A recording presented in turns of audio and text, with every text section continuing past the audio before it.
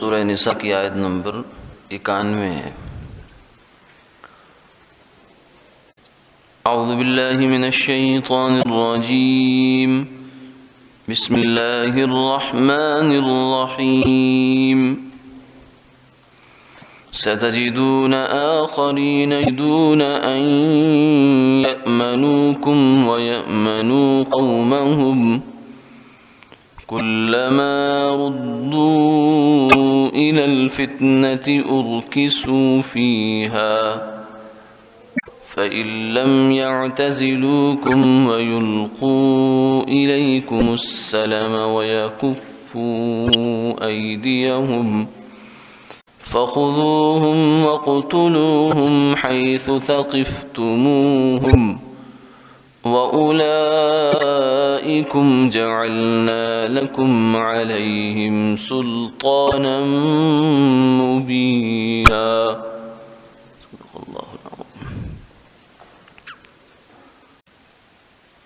اب تم دیکھو گے ایک اور قوم جو یہ چاہتے ہیں کہ امن میں رہیں تم سے بھی اور اپنی قوم سے بھی، جب کبھی فساد کی طرف وہ لوٹائے جاتے ہیں تو اس کی طرف لوٹ جاتے ہیں۔ اگر یہ لوگ تم سے یکسو نہ رہیں اور تم پر صلح پیش نہ کریں اور اپنے ہاتھ نہ روکیں تو ان کو پکڑو اور جہاں ملیں ان کو مار ڈالو۔ اور یہ لوگ ایسے ہیں کہ ہم نے تمہیں ان کے خلاف ایک کھلی سند دی ہے۔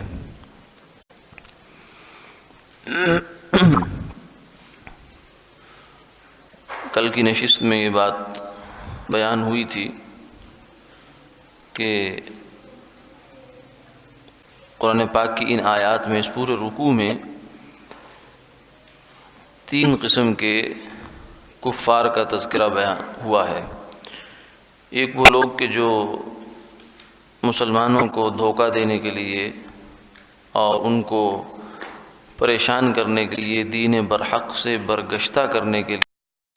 بظاہر مسلمان ہوئے مگر حقیقت میں مسلمان نہیں تھے اور پھر کفر کی طرف واپس پلٹ گئے۔ تو یہ لوگ تو اگر مسلمان ہوئے تبھی ہو گئے،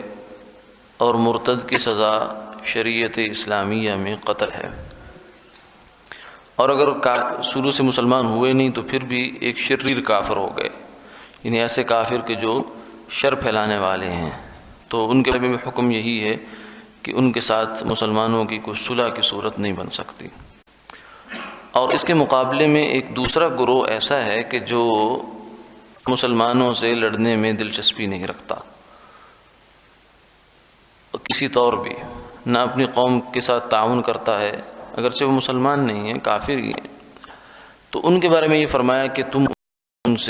تمہیں تعرض کرنے کی، تمہیں ان سے چھیڑنے کی ضرورت نہیں ہے۔ جیسے وہ تم سے مطمئن ہیں ایسے تم بھی ان سے مطمئن رہو۔ لیکن اس سلسلے میں یہ کل عرض کیا گیا تھا کہ یہ جو کافروں کو نہ چھیڑنا یہ عارضی ہو سکتا ہے، دائمی نہیں ہو سکتا۔ کافر اور مسلمان کی جو صلح ہے وہ ہمیشہ کے لیے نہیں ہو سکتی، یہ ایک وقتی ہو سکتی ہے، محدود مدت کے لیے ہو سکتی ہے۔ آج کی آیت کے اندر ایک تیسرے گروہ کا تذکرہ ہے کہ جو اگرچہ چاہتا تو یہی ہے کہ وہ یکسو ہو کر رہے، مسلمان بھی اسے کچھ نہ کہیں اور وہ کافروں سے بھی مطمئن رہے، اپنے مسلمانوں سے بھی مطمئن رہے، لیکن ان کے جو اندر کی بات یہ ہے کہ اگر کبھی ان کو موقع ملے مسلمانوں کے خلاف لڑنے کا تو اس سے پیچھے نہیں رہیں گے۔ یعنی یہ ایک دوسری قسم نوعیت جو ہے کفار ہو گئے۔ پہلی نوعیت کے وہ تھے کہ وہ ان کو اگر کہیں نوبت آئے بھی مسلمانوں کے خلاف لڑنے کی تو وہ پیچھے ہٹ جائیں گے، کوشش کریں گے کہ یہ کام نہ ہی ہو اور ہمیں نہ لڑنا پڑے، چاہے یہ وہ مسلمانوں کے ہمدردی میں ایسا کرتے ہوں یا بعض دفعہ ایسا ہوتا ہے کہ اپنی ان کی طبیعت ایسی ہے، ان کا مزاج ایسا ہے، قومی مزاج ایسا ہے کہ وہ لڑائی میں دلچسپی نہیں رکھتے، وہ تو ایسے ہو گئے۔ لیکن یہ جو گروہ ہے یہ وقتی طور پر مسلمانوں سے ہاتھ کھینچے ہوئے ہے، وہ چاہتا ہے کہ میں نہ لڑوں، لیکن نتیجے کے اعتبار سے اور اپنے مزاج کے اعتبار سے وہ مسلمانوں سے لڑنے سے کنارہ کش نہیں ہے۔ تو فرمایا کہ ایسے گروہ کا حکم یہ ہے کہ یہ دیکھ لو کہ اگر تمہیں ان سے اطمینان ہے، اگر وہ تم سے یکسو ہیں اور تمہیں فی الحال چھیڑ چھاڑ نہیں رہے، تو پھر تو وہی جو اوپر والا مسئلہ ہے۔ لیکن اگر ان لوگوں سے خطرہ ہے کہ یا تو یہ چھیڑ چھاڑ شروع کر دیں، یا چھیڑ چھاڑ تو نہیں کر رہے مگر صلح بھی نہیں کر رہے، کہتے ہیں کہ ابھی ہم نہ تم سے جنگ رکھتے ہیں نہ رکھتے ہیں، اور نہ ہی وہ جنگ بندی کرتے ہیں، اپنے ہتھیار روکتے ہیں، اپنے ہاتھ روکتے ہیں، تو فرمایا کہ پھر تم یہ سمجھو کہ تمہارا ان کے ساتھ اعلان جنگ ہے۔ فخذوہم وقتلوہم حیث ثقفتموہم، کہ اس صورت میں ان کے ساتھ کوئی تمہارا معاہدہ نہیں ہے کہ ہم تمہیں نہیں چھیڑیں گے۔ جب یہ لوگ اگر تو یہ معاہدہ کر لیں تو اچھی بات ہے، لیکن اگر یہ معاہدے پر نہیں آتے تو پھر ان سے اعلان جنگ تمہاری جانب سے ہونا چاہیے۔ وَأُولَئِكُمْ جَعَلْنَا لَكُمْ عَلَيْهِمْ سُلْطَانًا مُبِينًا، فرمایا کہ ان لوگوں کے خلاف ہم نے تمہیں ایک کھلی سند دی، یعنی گویا کہ اللہ کی جانب سے تمہیں یہ اذن ہے اور تمہیں یہ حکم ہے کہ تم ان کے خلاف قتال کرو۔ تو یہ بات گزشتہ نشست میں بھی تذکرہ ہوئی تھی کہ آج کل کی جو نفسیات ہے اس کے لیے تو اس بات کو ہضم کرنا مشکل ہے، لیکن اگر اللہ اور اللہ کے رسول کے منشا کو سامنے رکھا جائے، قرآن پاک کو، احادیث پاک کو، تو بات یہی ہے۔ وہ بات یہ ہے کہ دنیا میں کافر اور مسلمان ان دونوں کا آپس میں جنگ ہے۔ وَبَدَا بَيْنَنَا وَبَيْنَكُمُ الْعَدَاوَةُ وَالْبَغْضَاءُ، ابراہیم علیہ السلام نے اپنی قوم سے خطاب کر کے یہ کہا تھا کہ جب تک تم لوگ ایمان نہیں لے آتے ہو، ہمارے اور ہمارے درمیان کوئی کامن ویلیو نہیں ہو سکتی، یعنی تمہارے درمیان دشمنی ہے، نفرت ہے، یہ رہے گی۔ ہاں، ایک شرط میں یہ دشمنی نفرت ختم ہو سکتی ہے، محبت میں بدل سکتی ہے کہ تم اللہ پر ایمان لے آؤ۔ تو کسی انسان کے درجہ طے کرنے کے لیے کہ یہ اچھا ہے یا برا ہے، یا اس کو دنیا میں جینے کا اور آرام سے رہنے کا حق حاصل ہے یا نہیں ہے، قرآن پاک یہ کہتا ہے اور احادیث بھی یہ کہتی ہیں، گویا اسلام یہ کہتا ہے کہ یہ ایمان اس کے لیے شرط ہے۔ اگر ایک بندہ مسلمان نہیں ہے تو دنیا میں بھی وہ بالادست ہو کر نہیں رہ سکتا، یعنی کفار کی بالادستی کہ ان کی حکومت جو ہے وہ اوپر ہو اور مسلمان جو ہے ان کے برابر کی سطح پر ہوں یا نیچے ہوں، یہ گوارا نہیں ہے، بلکہ وَقَاتِلُوهُمْ حَتَّى لَا تَكُونَ فِتْنَةٌ وَيَكُونَ الدِّينُ كُلُّهُ لِلَّهِ، فرمایا کہ جب تک دین کو غلبہ حاصل نہیں ہو جائے گا، هُوَ الَّذِي أَرْسَلَ رَسُولَهُ بِالْهُدَى وَدِينِ الْحَقِّ لِيُظْهِرَهُ عَلَى الدِّينِ كُلِّهِ، وہی ذات ہے کہ جس نے اپنے رسول کو بھیجا ہدایت دے کر اور دین حق دے کر، لِيُظْهِرَهُ عَلَى الدِّينِ كُلِّهِ، تاکہ اس دین کو تمام ادیان پر غالب کر دے، کیونکہ یہی دین حق ہے، اس کے مقابلے میں جو ادیان ہیں وہ باطل ہیں۔ اگر کوئی دین ہے تو وہ باطل ہے، محرف ہے، تحریف شدہ ہے، اور اگر نہیں ہے تو پھر تو ویسے ہی وہ مطلب کوئی دین ہی نہیں ہے اس کے مقابلے میں۔ تو ان کے جو دین اسلام ہے اس کے ماننے والوں سے